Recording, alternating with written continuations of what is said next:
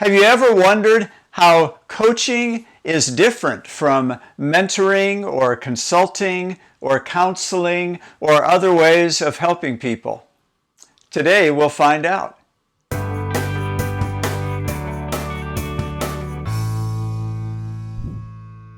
I'm Dr. Rich Hansen, founder of the Leadership Coaching Network, where our mission is empowering African leaders as agents of transformation for people, organizations, and society. In today's presentation from our Coaching for Transformation course, we will look carefully at the distinctions between coaching and mentoring and other ways of serving people so that we can understand how coaching offers a unique service that these other ways of helping people do not. In this introductory session, it's always important that we talk about the differences between coaching and mentoring and also other ways of helping. And this is because for most people, coaching is still a very new idea.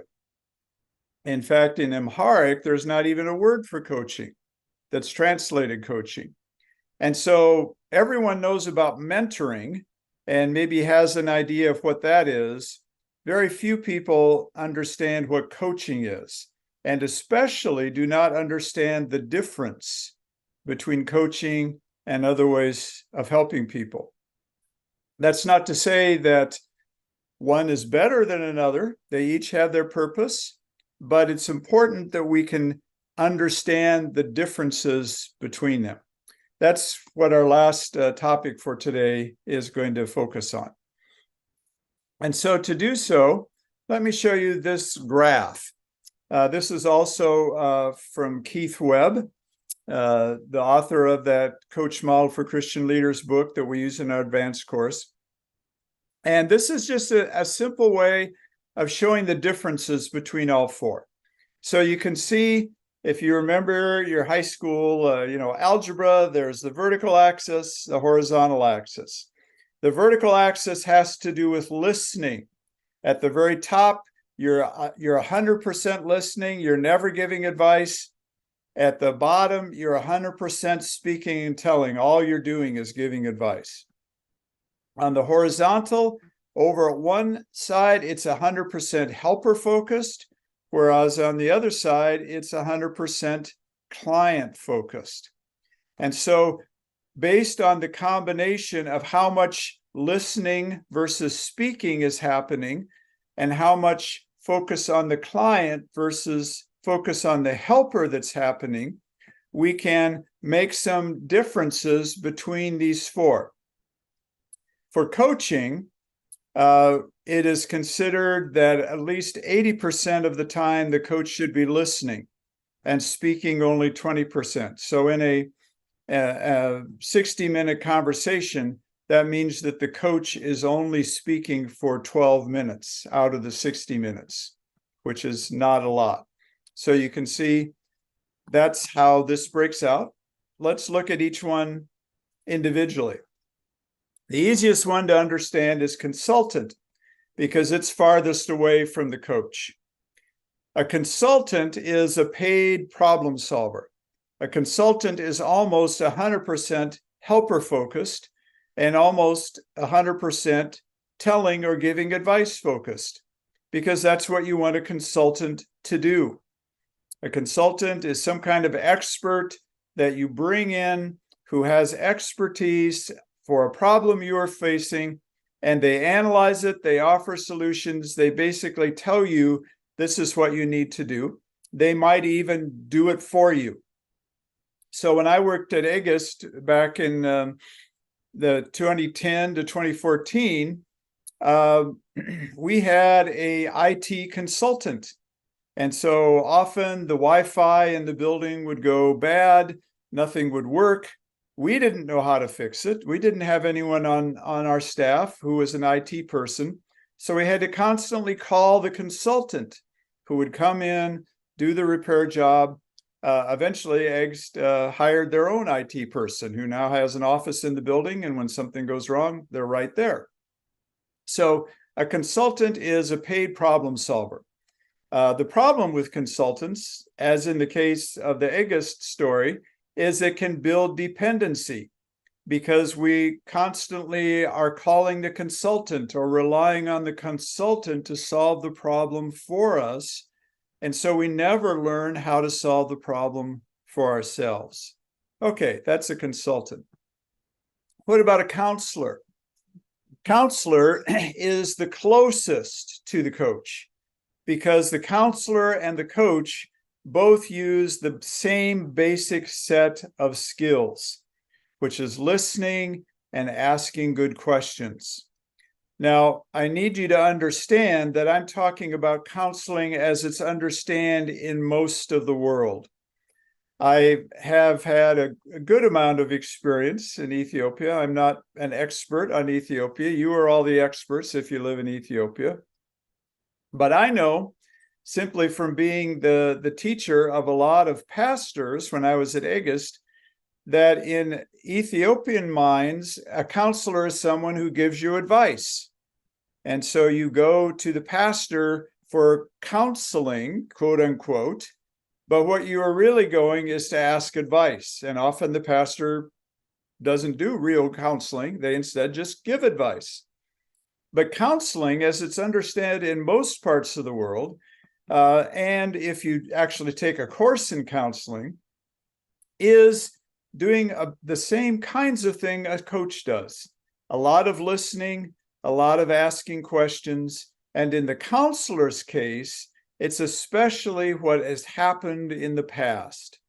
So as you see there on the slide, counseling especially looks at what happened in the past to help heal emotional hurts in the present. People go to counselors to focus on present problems that are rooted in the past. Now, in Ethiopia, we all have a perfect example of this, and that's trauma counseling. Because after the war in the north, there were many, hundreds of people, particularly children, who had experienced severe trauma in their lives. They needed emotional help because they were not able to function now in the present because of the traumatic events they had experienced in the past. Some of our coaching graduates have actually been leaders in the whole trauma counseling process that has been upgraded in Ethiopia in these past few years. And so counselors are focused on helping people become emotionally whole again when they've had something in the past that has disrupted, that has damaged that emotional health or that wholeness. And so when you put the two together, counseling tends to focus backward. You don't go to a counselor unless something has happened to you in the past that has so harmed you in some way that you cannot focus well in the present. Whereas coaching is always forward-looking. It's helping someone move forward toward a goal. Counseling focuses on people who in some way have been emotionally damaged, whereas coaching assumes that people are emotionally healthy. In fact, in our advanced coaching course, we have a whole unit where we talk about when does the coach actually refer someone they are coaching to a counselor, because the counselor needs to be brought in because the coach is not prepared to deal with emotional issues. Okay, so that's counseling. Now let's talk about the one that everyone has questions about, which is mentoring. Well, you can see that there's some distance between coaching and mentoring. It's not as far as the consultant, but it definitely doesn't overlap in the way the counselor did. So what's the difference? Well, for a mentor, they're primarily helper focused and they do more speaking and telling than probably they do listening. So let me give you a quick example. I'm just going to do two simple dialogues, each that are about 3 minutes long, to try to show you the difference between mentoring and coaching. So let's do mentoring first. So let's just pretend that you are a young pastor and you come to me and you say, Dr. Rich, I know you've been a pastor for over 40 years. You have lots of experience. Will you be my mentor? And I say, sure, I'd be glad to be your mentor. Tell me your problem. And so they describe the problem in detail. And then I say, well, in my 40 years of experience, I faced that problem several times in more than one church. And my suggestion to you, based on my experience, is to do A and B and C. And so I give you some things to do based on my experience that address that issue. Okay, that's a mentor. I'm sharing my experience. I'm pouring my experience into you. Okay, now let's see the same scenario with a coach. So you're a young pastor, you come to me, you say, Dr. Rich, I understand you've been a pastor for over 40 years. I'm just starting out in my ministry. Will you be my coach? And I say, sure, I'd be glad to be your coach. Tell me, what's the issue you're facing? So you explain the issue, and now comes the difference.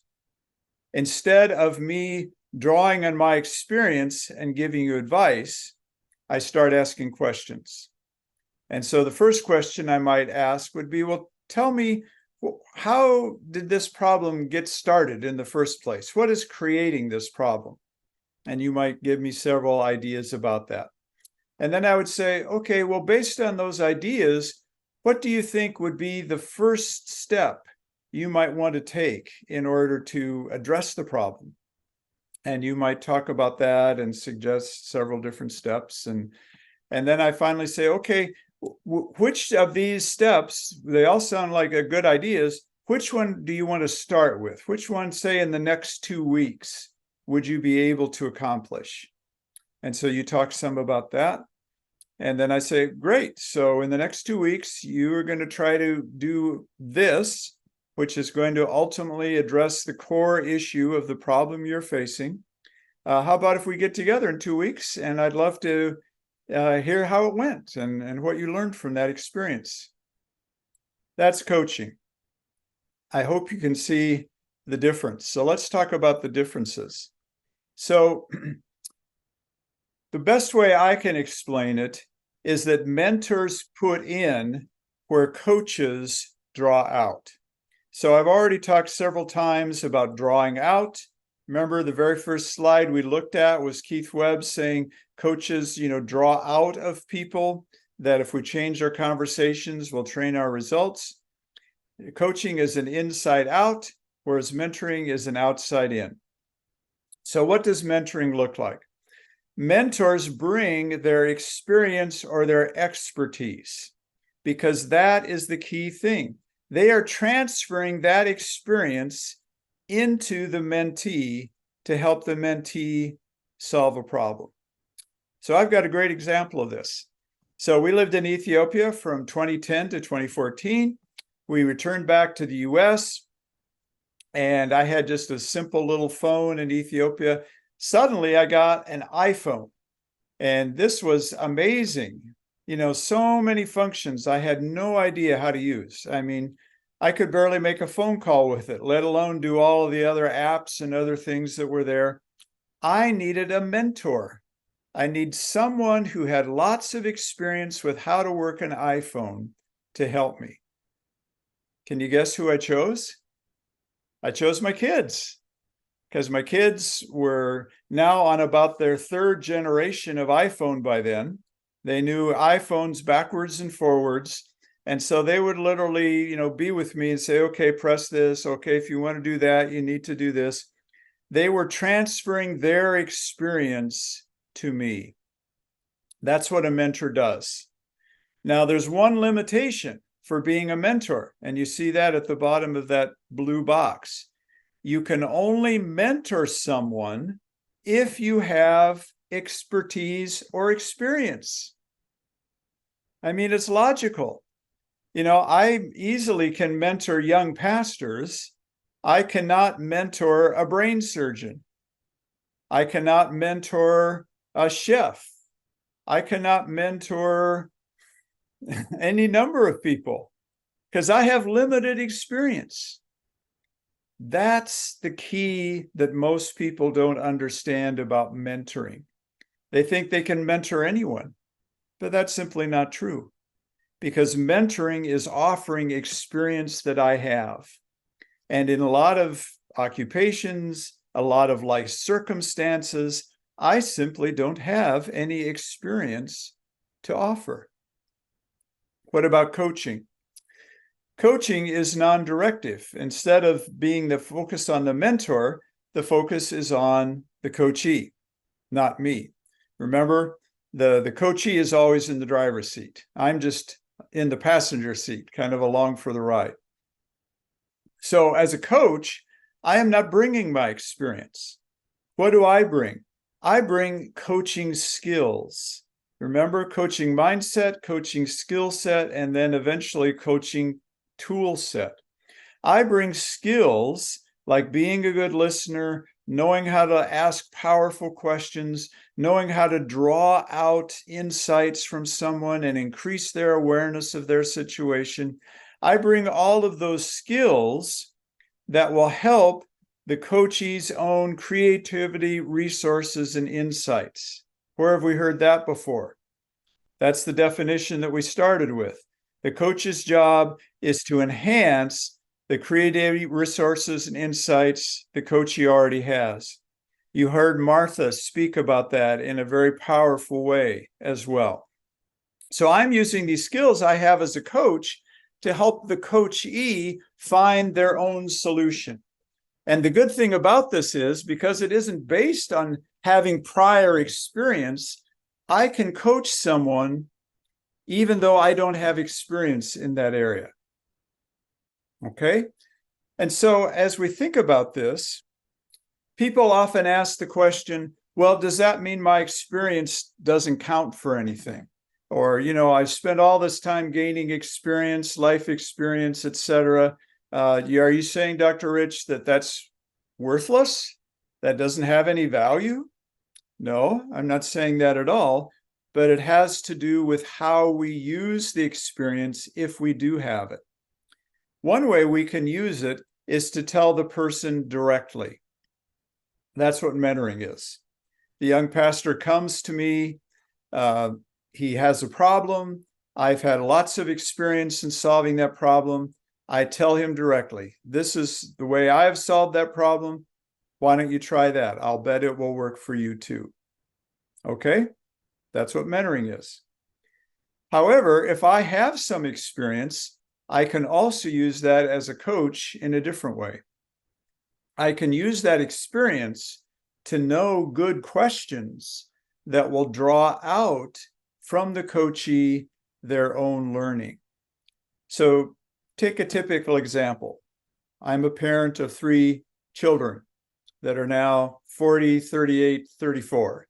Okay?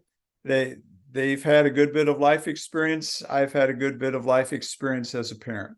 Someone comes to me and asks questions about parenting. One way I could offer them help if they asked me to be a mentor is to share what worked for me. So as my kids were growing up, this is what, if we have faced this problem, this is what I did. I can also use that experience indirectly by using what I have learned about being a parent to ask some good questions to draw out of that person how they feel they as a parent could solve that. Because the one thing we forget when we're giving advice? Our advice doesn't fit every situation. Just because I'm a parent and you're a parent doesn't mean my experience as a parent is going to be what you need. Isn't that logical?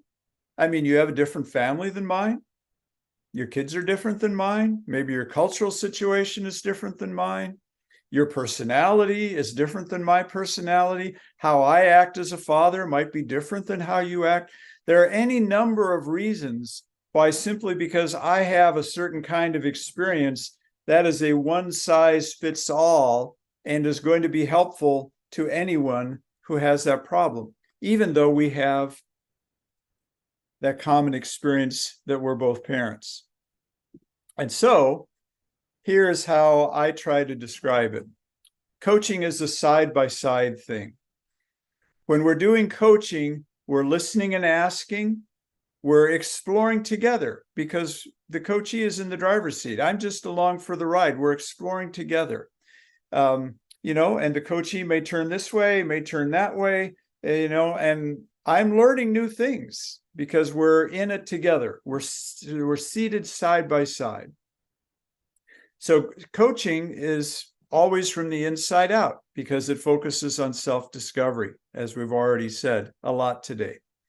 What is mentoring? What mentoring is ultimately giving advice based on experience or expertise that I have, in exactly the way that my kids gave me advice because they knew how to operate the iPhone and I did not know how to operate the iPhone. They were giving me advice based on their experience. And so mentoring is more of a follow me kind of thing. Instead of a let's go together, it's a follow me. I'm out in front, or I'm kind of up here and the mentee is down here because I know where to go. So I'm in the driver's seat. If I'm teaching you how to use the iPhone, I'm in the driver's seat because I know all the ways I can, negotiate to do that iPhone.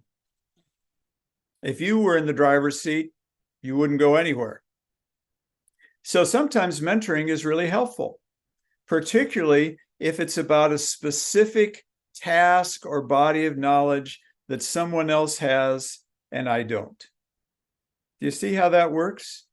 In my iPhone case, it was they knew how to use the phone, I didn't. There are lots of times when I have a very specific kind of task or very specific kind of information I need, and I can go to a mentor and have that person share it with me. Okay? So mentoring is from the outside in, right? Because I'm sharing my experience. I'm kind of pouring that experience over you. The focus is new information. The danger is that if we're not careful, it creates dependence where the person just keeps coming back to me over and over again saying, okay, now what do I do? Okay, now I have this problem. What do I do with this? And I think you can understand that that doesn't help them grow. And so coaching is about listening and asking, not about telling. One way to say it is this way. Coaches don't walk ahead of you and show you how to do it. Coaches walk alongside you and help you learn how to do it for yourself. Now, my kids could have coached me with the iPhone. That would have required a lot of patience on their part, because that would have meant they were sitting next to me and I would do something and they'd say, well, did that succeed? Were you right? Was that successful? What are you going to try next time? For some things having to do with self-discovery learning, that's what we need. For other things, we just need someone to share their experience with us because it's a whole lot faster. If I'm being asked, sometimes maybe the best thing for me to do is be a mentor. A lot of the times, if I'm really interested in helping the person grow, the best thing I can do is to be a coach. And where this really comes into play, friends, and I've got videos to share with you in these coming sessions. Where it really, really comes into play? It's with our families. It's in the closest relationships with our spouse, with our kids, because eventually we want our kids to grow up to be flourishing human beings in their own right. And that means eventually we need to do a lot more coaching and a lot less mentoring. When my kids were little, they were learning to brush their teeth. I would hold the toothbrush with them and I would kind of, brush with them because they weren't able to do it themselves. Guess what? They're all old enough to brush their teeth all by themselves. In fact, they learned that a very, very, very long time ago. That's the difference. Mentoring can really be helpful in certain situations. I'm not saying it can't. What we are less attuned to, less familiar with, is how we can help people as a coach. And so to sum this up, the mentor's focus is advising, where the coach's focus is definitely not advising, but rather listening and asking. The mentor brings the special experience or expertise they have, whereas the coach brings coaching skills. The mentoring results in new information, which is great. The coaching results, as we've said several times now, in self-discovery learning, because the coach does not bring the content. The coach brings the process, and the coach brings the process to help someone else find the content that they can claim, they can own, is right for them. Thanks for watching this video, but you're not done yet, because in coaching, one of the best ways we actually learn is reflecting on what we have just experienced. And so before you move on to something else, I invite you to take just 60 seconds and think for yourself about the questions that are going to appear on the screen. Reflect on these questions and how you can take away something practical for you from what you have just watched and heard.